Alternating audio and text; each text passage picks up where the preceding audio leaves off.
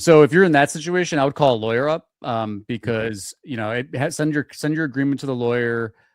There's a good chance that you might have a claim against people doing that to your business, but to try to prevent that from happening, it goes back to the same type of thing. Like, one, you should have administrative access and ownership over your domain, own all your stuff, domain, hosting environment, content management system, content, ad accounts, analytics accounts. I just saw floating in our Slack a company that's still can't transfer Google Tag Manager accounts because they're putting all their clients in the same Tag Manager and the same analytics accounts, and this kind of stuff's got to stop. But that you should put that in your agreements. Like, client owns all of the work product, client owns all the accounts, client owns all the data, client owns all the content, client owns all the things.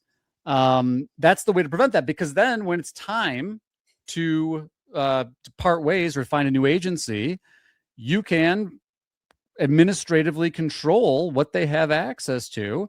And even if they do something in a sabotage way, you can undo it because you have the access to it. You can roll it back. And so anyway, I think that there's some ways that you can prepare internally when you're thinking about making the switch in advance. One common thing is like, you can use a firm email address to get, if you don't have access, to get access in advance.